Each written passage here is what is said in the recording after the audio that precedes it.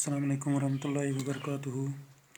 प्यारे बच्चों, आज हम फिफ्थ इंग्लिश में जो हमने ये पोइम पढ़ी है from the pied Piper of Hamelin, तो आज हम इसके कुछ सवाल जो इसके आखिर में आए हैं इनको हम आज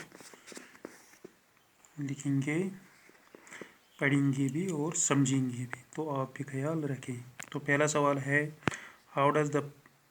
how does the poet describe the eyes of the Piper. Piper के आइज़ पोइट ने यानी शायर ने किस तरह बयान किए, यानी वो कैसे आइज़ थे, कैसे वो उसके वो आँखें कैसी थी। तो इसका आंसर मैंने लिखा है यहाँ। The poet described the eyes of the piper as sharp green and blue eyes twinkling। उसके जो वो आँखें थे वो तेज़ चमकदार थे और दो कलर्स वहाँ हमें दिखाई देते थे, ग्रीन और ब्लू कलर्स उसके आँखों से, यानी चमक थी उसके आँखों में। तो दूसरा क्वेश्चन है हमारा, who comes out of the houses. घरों के बाहर कौन आए या कौन आया, घरों के बाहर या घरों से बाहर कौन आया। तो इसका आंसर हमने लिखा रैट्स एंड पीपल। वहाँ जो घरों में वो रैट्स थे, चूहे, और उन घरों के वो फैमिली मेम्बर्स या लोग वहाँ के वो घरों से बाहर आए थे। तीसरा क्वेश्चन है, pick out the adjectives used to describe the rats in the poem.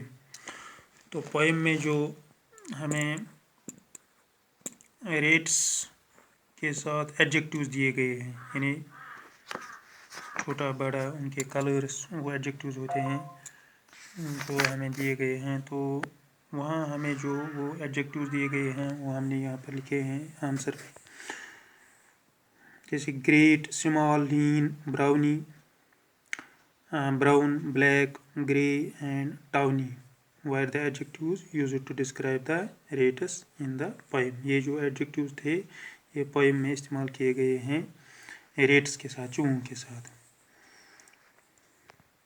तो चौथा क्वेश्चन है हमारा, what effect does the piper's music cause. उसने जो वो म्यूज़िक बजाया, वो जो आवाज़ दी, उससे क्या असर पड़ा। तो इसका आंसर हमने लिखा यहाँ पर, the piper's music caused effective sound which could motivate the rats to come out from the house. Rats and people यहाँ पर आप लिख सकते हैं, रेट्स एंड पीपल। तो इस आवाज़ ने उन पर ऐसा असर किया कि वो रेट्स भी बाहर आ गए, वो चूहे भी बाहर आ गए और वहाँ के लोग भी बाहर आ गए। तो अगला क्वेश्चन है हमारा, who plunges into the river Weser. River Weser में छलांग किसने मारी, यानी उस जो वो दरिया था उसमें कौन वहाँ उसमें कौन छलांग किसने उसमें मारा। तो इसका आंसर हमने लिखा, rats plunged into the river Weser. जो रेट्स उसके पीछे पीछे आ रहे थे उस पाइपर के, तो वो रेट्स वहाँ फिर दरिया के नज़दीक पहुँचे और फिर उसमें डूब गए, छलांग मारी उस दरिया में, फिर डूब गए। तो वो रेट्स थे। तो सिक्स्थ क्वेश्चन जो है, who is as stout as Julius Kaiser.